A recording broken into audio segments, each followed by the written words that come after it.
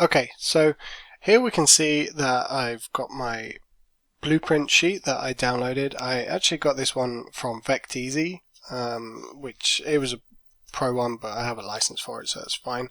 So you might find some on there, or you might want to go with something completely different. It's fine. I'll put this one on Moodle, so you can download it and use that as you want. We need to kind of edit it a little bit, but I picked this one for a couple of reasons. So one of the reasons that makes it quite a good blueprint is we have this front and side.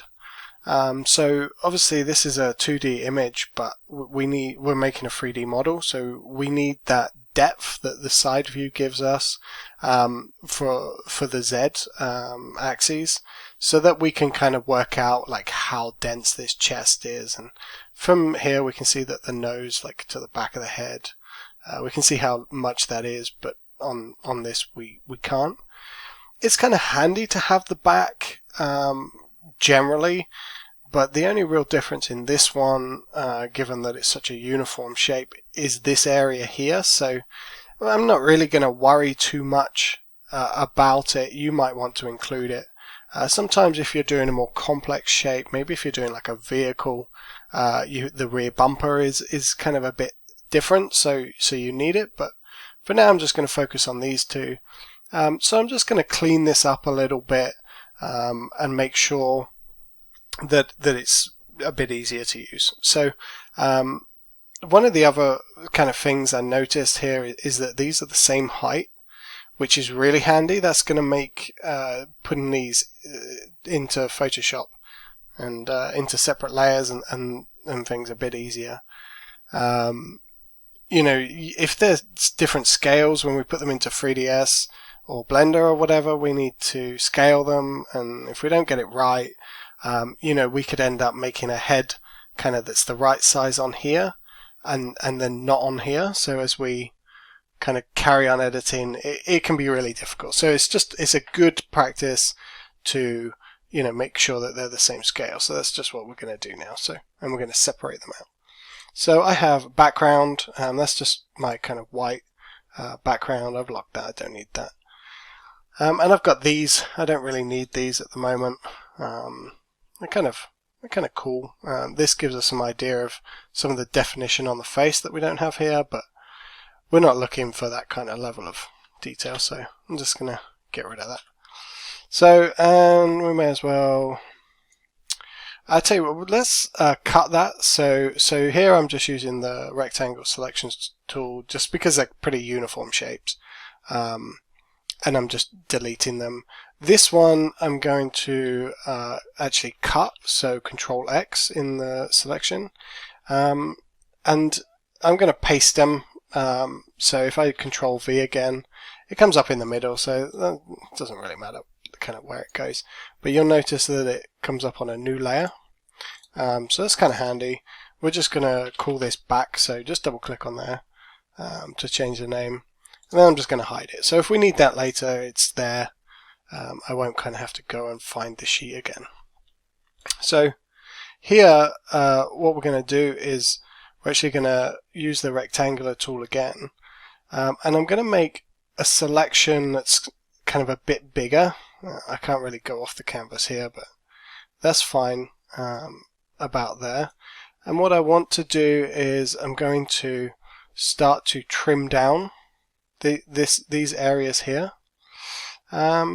So if I hold Alt, you'll notice that like the minus comes up on here. If I drag this here, and I just drag it up to the edge, it takes that section away.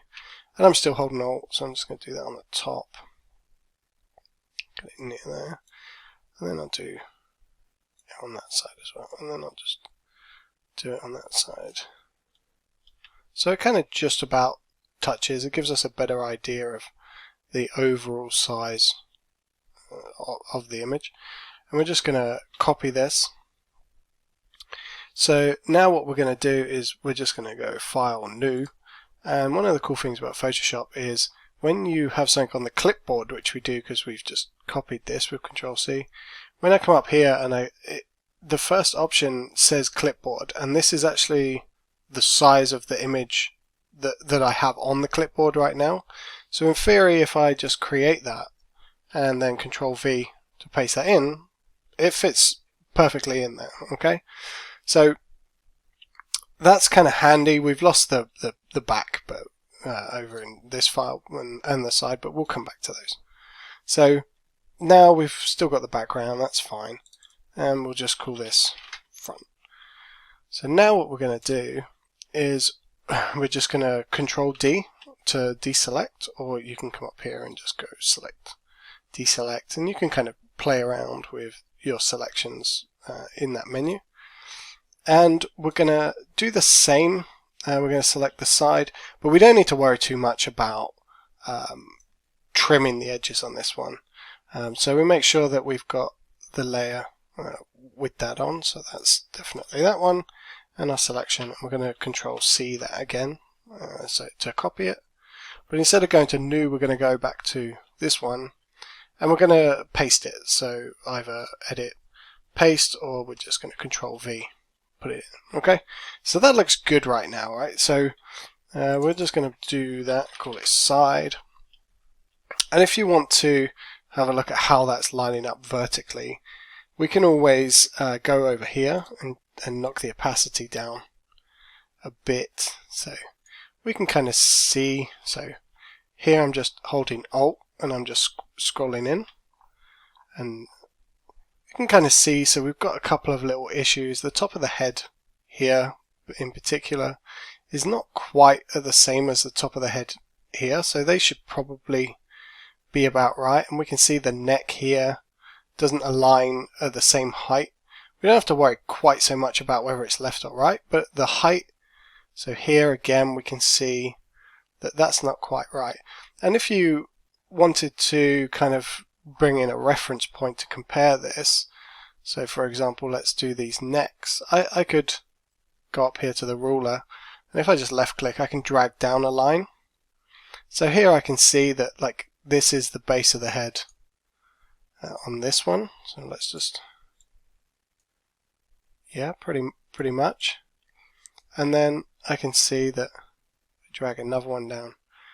That's kind of the base of the head there, so maybe, so we can kind of see that, and we can see it again here. We can see the difference in height. So what I want to do is let's just put that back up to here, and maybe just click move and just move that up to the top, so we know that that's top of the head is probably pretty close there. And yeah, so that kind of looks a bit better to me. We'll just go down here a little bit as well. Oh, to scroll out. Or if I get really caught in here, I can just Control 0. I can just come in here, kind of, move this around a little bit. So we'll put this at 100. But if you're done with these, just drag these about here. And that's kind of looking pretty good to me. If we drag that down, so that's on the top of his hip on there. Top of the hip, yeah, that looks pretty good. So we might want to save this as a PSD. That's a Photoshop file so that we can edit it later, but we don't really need to. So what I'm going to do now is I'm going to click on, let's say this one and this one, because if I get rid of this, nope, that's fine. So we can just do this one. So, and if we right click, we can do a quick export. So what you can do if you want to export your whole image is you just come over here and you go export, and that will export every layer, but we don't want that because we've got this and we got this. So we just want to export the front, so we just select the front, right click, quick export. Oh, and I'm just going to check that on the desktop for now, and I'm going to call this front. And then I'm going to go to the side, I'm going to right click, and click, do the same again, and I'm going to call it side again. So it's nice that if you have like the layer named, then it automatically comes up with the layer name, so that's nice. So now we have two different blueprints for this, and we're just going to have a look in the next section on how to set that up into a 3ds or Blender using some planes and textures.